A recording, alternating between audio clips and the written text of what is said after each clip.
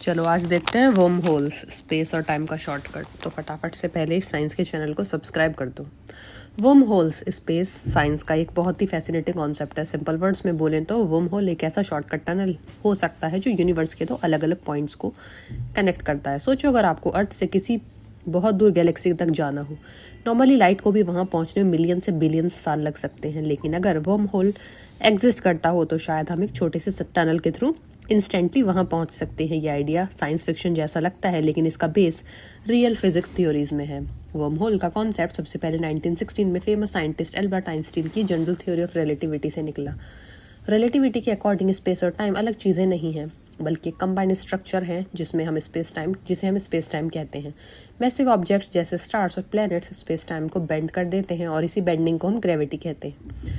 इसी थ्योरी के इक्वेशंस को सॉल्व करते वक्त साइंटिस्ट ने देखा कि मैथमेटिकली एक ऐसा स्ट्रक्चर पॉसिबल है जो स्पेस टाइम को फोल्ड करके दो डिस्टेंट पॉइंट्स को कनेक्ट कर सकता है। इस आइडिया को बाद में आइंस्टीन रोजन ब्रिज कहा गया, जो आइंस्टीन और साइंटिस्ट नेथन रोजन के नाम पर रखा गया। अब क्वेश्चन ये है कि वर्म होल एक्चुअली दिखेगा कैसे। थ्योरेटिकल मॉडल्स के अनुसार वर्म होल के दो माउथ्स होते हैं और उनके बीच एक टनल जैसा स्ट्रक्चर होता है। अगर आप एक माउथ में एंटर करो तो आप दूसरे माउथ से बाहर निकल सकते हो, चाहे वो माउथ लाइट ईयर्स दूर हो। ये बिल्कुल वैसे ही है जैसे एक पेपर को फोल्ड करके दो पॉइंट्स को पास ले आना। नॉर्मली पेपर के एक कोने से दूसरे कोने तक लाइन खींचो तो लंबा डिस्टेंस होता है, लेकिन अगर पेपर फोल्ड कर दिया तो दोनों कोने एक दूसरे के पास आ जाते हैं। वर्म होल भी स्पेस टाइम को फोल्ड कर सकता है, लेकिन यहाँ एक प्रॉब्लम है।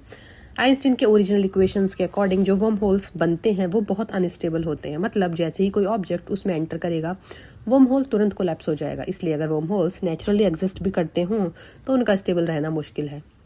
साइंटिस्ट कहते हैं कि वर्म होल को स्टेबल रखने के लिए एक्सोटिक मैटर की जरूरत होगी। एक्सोटिक मैटर ऐसी मैटर होगी जिसमें नेगेटिव एनर्जी डेंसिटी हो। नॉर्मल मैटर पॉजिटिव एनर्जी रखता है, लेकिन नेगेटिव एनर्जी एक थियोरेटिकल कॉन्सेप्ट है जो क्वांटम फिजिक्स में डिस्कस होता है। अभी तक हमने रियल लाइफ में ऐसी मैटर नहीं मिली जो लार्ज स्केल पर वर्म होल को स्टेबल रख सके।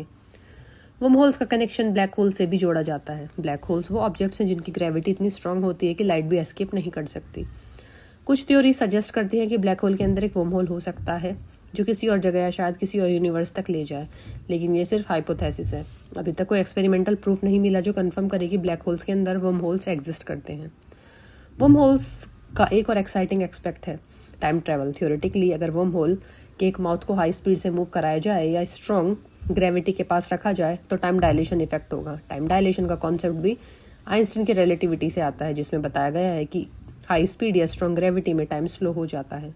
अगर वर्म होल के दो माउथ्स में टाइम का डिफरेंस क्रिएट हो जाए तो एक इंसान थ्योरेटिकली पास्ट या फ्यूचर में ट्रैवल कर सकता है, लेकिन ये आइडिया प्रैक्टिकल लेवल पर बहुत कॉम्प्लिकेटेड और रिस्की है और इसमें पैराडॉक्सेस भी आते हैं, जैसे grandfather paradox. Scientific fiction movies और बुक्स में वर्म होल्स का यूज बहुत पॉपुलर है। फॉर एग्जांपल मूवी इंटरस्टेलर में एस्ट्रोनॉट्स एक वर्म होल के थ्रू दूसरी गैलेक्सी तक ट्रैवल कर सकते हैं ताकि ह्यूमैनिटी के लिए नया प्लेनेट ढूंढ सकें। इसी मूवी में वर्म होल का डिपिक्शन साइंटिफिक कैलकुलेशंस पर बेस्ड था और फिजिसिस्ट कीप थॉर्न ने इस प्रोजेक्ट में कंसल्टेशन दी थी। इससे ये पता चलता है कि वर्म होल सिर्फ इमेजिनेशन नहीं बल्कि सीरियस साइंटिफिक डिस्कशन का पार्ट भी है। अभी तक वर्म होल्स का एग्जिस्टेंस का कोई डायरेक्ट एविडेंस नहीं मिला है। साइंटिस्ट टेलीस्कोप और स्पेस ऑब्जर्वेटरीज के थ्रू अनयूजुअल ग्रेविटेशनल इफेक्ट्स को ऑब्जर्व करने की कोशिश कर रहे हैं। अगर फ्यूचर में हमें कोई ऐसा सिग्नल मिले जो वर्म होल के प्रेजेंस को सजेस्ट करे तो ये फिजिक्स के लिए एक रेवोल्यूशनरी डिस्कवरी होगी। इसे हम यूनिवर्स के स्ट्रक्चर, ओरिजिन और फ्यूचर को बेटर समझ सकते हैं। तो कंक्लूजन में वर्म होल्स एक ऐसा कॉन्सेप्ट है जो साइंस और इमेजिनेशन के बीच का ब्रिज है। ये हमें ये सोचने पर मजबूर करते हैं कि यूनिवर्स कितना मिस्टीरियस और वास्ट है।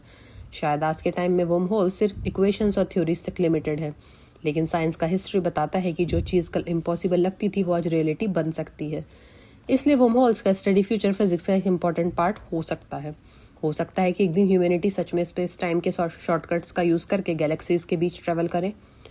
तब तक वर्म होल्स हमारे लिए एक एक्साइटिंग मिस्ट्री बने रहेंगे, एक ऐसा राज जो शायद फ्यूचर जनरेशन सॉल्व करेगी। तो ऐसे ही और माइंड ब्लोइंग फिजिक्स साइंस के लिए फटाफट से इस चैनल को अभी सब्सक्राइब कर दीजिए।